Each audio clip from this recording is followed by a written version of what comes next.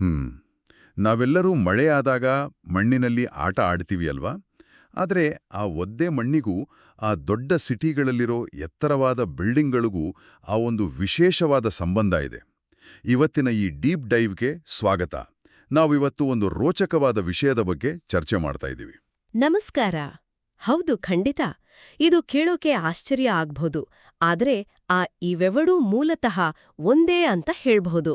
ನನ್ನ ಪ್ರಕಾರ ಈ ವಿಜ್ಞಾನದ ಬಗ್ಗೆ ಮಾತಾಡೋದು ತುಂಬಾ ಮಜಾ ಕೊಡುತ್ತೆ. ಅಂದ್ರೆ ಆ ಮಣ್ಣು ಮತ್ತು ಮರದಂತಹ ರಾ ಮಟೀರಿಯಲ್ಸ್ ಬಳಸಿ ನಾವೆಲ್ಲ ಏನೆಲ್ಲ ಮಾಡ್ತೀವಿ ಅನ್ನೋದು ನಿಜಕ್ಕೂ ಅದ್ಭುತ. ಇವತ್ತಿನ ಸಂಚಿಕೆಯಲ್ಲಿ ನಾವು ಇದರ ಬಗ್ಗೆನೇ ಮಾತಾಡ್ತಾ ಇದ್ದೀವಿ. ಖಂಡಿತ. ಬರೀ ಮಣ್ಣಿನಿಂದ ದೊಡ್ಡ ಕಟ್ಟಡಗಳವರೆಗೆ ನಾವು ಹೇಗೆ ಬೆಳೆದಿದ್ದೀವಿ ಅನ್ನೋದನ್ನ ತುಂಬಾ ಸರಳವಾಗಿ ಅರ್ಥ ಮಾಡ್ಕೊಳ್ಳೋಣ. ಸರಿ, ಮೊದಲಿಗೆ ಈ ಮಣ್ಣಿನ ಮ್ಯಾಜಿಕ್ ಬಗ್ಗೆನೇ ಹೇಳಿ. ನಾವು ಮಡಿಕೆ ಮಾಡ್ಬೇಕಾದ್ರೆ ಮೊದಲು ಆ ನೀಡಿಂಗ್ ಕ್ಲೇ ಮಾಡ್ತಾರಲ್ವಾ? ಹೌದು. ಅಂದ್ರೆ ನಮ್ಮ ಮನೆಯಲ್ಲಿ ಅಮ್ಮ ಆ ರೊಟ್ಟಿಗೆ ಹಿಟ್ಟು ಕಲಿಸ್ತಾರಲ್ಲ, ಕರಾರುವಾಗಾಗಿ ಹಾಗೆ. ಓಹೋ, ಅಂದ್ರೆ ಸೇಮ್ ರೊಟ್ಟಿ ಹಿಟ್ಟಿನ ತರಾನೇ.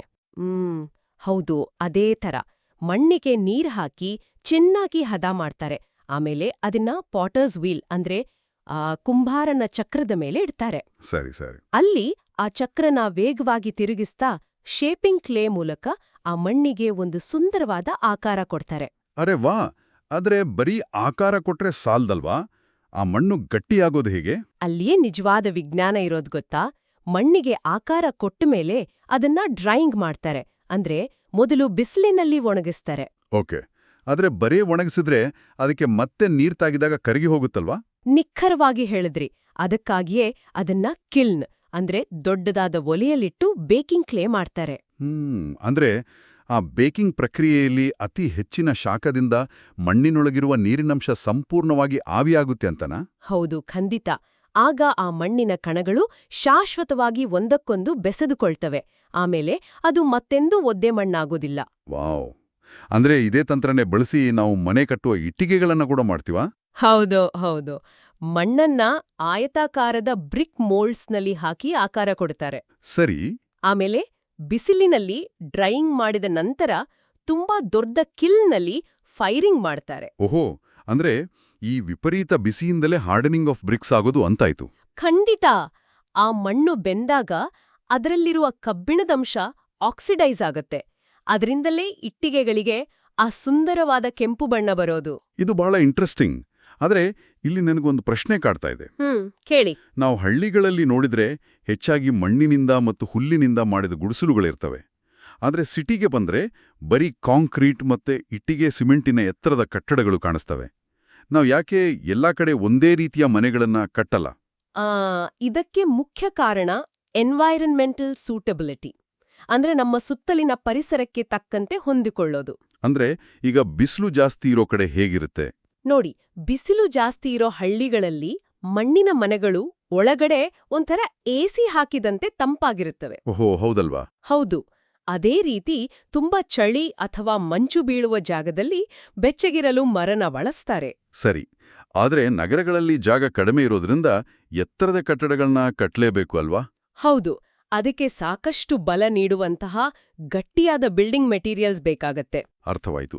ಆದ್ರೆ ಇಷ್ಟು ಎತ್ತರದ ಬಿಲ್ಡಿಂಗ್ ಕಟ್ಟುವಾಗ ಮೇಲಿಂದ ಕಲ್ಲು ಅಥವಾ ಇಟ್ಟಿಗೆ ಬಿದ್ದು ಆ ಕೆಲಸಗಾರರಿಗೆ ಅಪಾಯ ಆಗೋ ಸಾಧ್ಯತೆ ತುಂಬಾ ಇರುತ್ತೆ ಅಲ್ವಾ?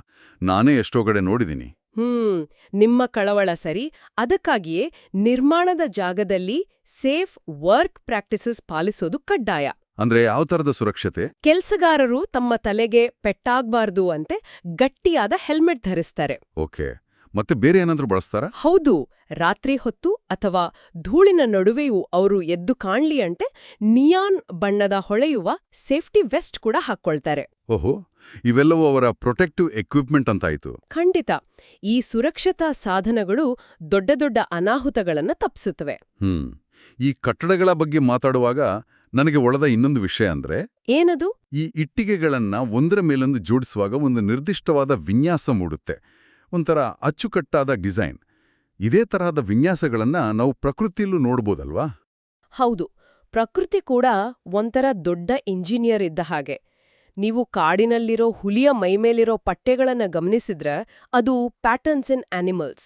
ಅರೆ ವಾ, ಹೌದಲ್ವಾ? ಹಾಗೇನೆ ಮರದ ಎಲೆಯ ಮೇಲಿರೋ ನರಗಳ ಗೆರೆಗಳನ್ನ ನೋಡಿದ್ರೆ ಅದು ಪ್ಯಾಟರ್ನ್ಸ್ ಇನ್ ಪ್ಲಾಂಟ್ಸ್.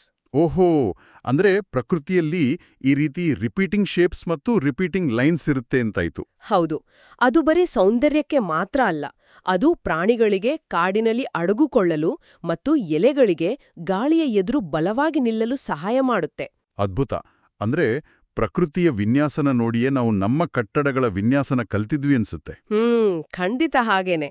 ಹಾಗೆ ನೋಡಿದ್ರೆ ಮಳೆಯಲ್ಲಿ ಬೀಳುವ ಪೇಪರ್ ದೋಣಿ ಇರ್ಬೋದು, ಅಥವಾ ನಾವು ಆಟ ಆಡುವಾಗ ಮಾಡುವ ಮಣ್ಣಿನ ಗೋಪುರ ಇರ್ಬೋದು, ಇವುಗಳನ್ನ ಮಾಡುವಾಗ ನಾವು ಕೂಡ ಸೃಷ್ಟಿಕರ್ತರೇ ಆಗಿರ್ತೀವಲ್ವಾ? 100% ಸತ್ಯ. ನಮ್ಮ ಕಲ್ಪನೆಯನ್ನ ಬಳಸಿ ಕಚ್ಚಾ ವಸ್ತುಗಳಿಂದ ಒಂದು ಹೊಸ ವಸ್ತುವನ್ನ ಮಾಡುವುದೇ ಕ್ರಾಫ್ಟ್ ಮೇಕಿಂಗ್. ವಾವ್! ಅದು ಚಿಕ್ಕ ಪೇಪರ್ ದೋಣಿನೇ ಇರ್ಲಿ ಅಥವಾ 100 ಅಂತಸ್ತಿನ ಕಟ್ಟಡವೇ ಇರ್ಲಿ, ಅದರ ಹಿಂದಿನ ಸೃಷ್ಟಿಯ ಮೂಲ ಒಂದೇ ಅಲ್ವಾ? ಹೌದು, ಎಲ್ಲವೂ ಒಂದೇ. ಒಟ್ಟಿನಲ್ಲಿ ಈ ಜೇಡಿಮಣ್ಣಿನಿಂದ ಶುರುವಾದ ನಮ್ಮ ಈ ಪಯಣ ಸುಂದರವಾದ ಮಡಿಕೆ, ಗಟ್ಟಿಯಾದ ಇಟ್ಟಿಗೆ, ಸುರಕ್ಷಿತವಾದ ಕಟ್ಟಡಗಳು ಹಾಗೂ ಪ್ರಕೃತಿಯ ವಿನ್ಯಾಸದವರೆಗೆ ಬಂದು ನಿಂತಿದೆ. ನಿಜ. ನಾವು ದಿನಾ ನೋಡುವ ಸಾಮಾನ್ಯ ವಸ್ತುಗಳ ಹಿಂದೆ ಇಷ್ಟೊಂದು ವಿಜ್ಞಾನ ಅಡಗಿದೆ ಅನ್ನೋದು ನಿಜಕ್ಕೂ ರೋಮಾಂಚನಕಾರಿ. ಖಂಡಿತ. ಈ ಚರ್ಚೆನ ಮುಗಿಸುವ ಮುನ್ನ ನಾವೆಲ್ಲರೂ ಯೋಚನೆ ಮಾಡಬೇಕಾದ ಒಂದು ವಿಷಯ ಇದೆ.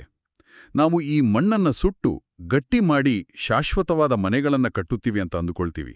ಆದರೆ 100 ವರ್ಷಗಳ ನಂತರ ಎಷ್ಟೇ ಗಟ್ಟಿಯಾದ ಕಟ್ಟಡವಾದ್ರೂ ಅದು ಮತ್ತೆ ಒಡೆದು ಅದೇ ಮಣ್ಣಿಗೆ ಸೇರಿ ಹೋಗುತ್ತೆ.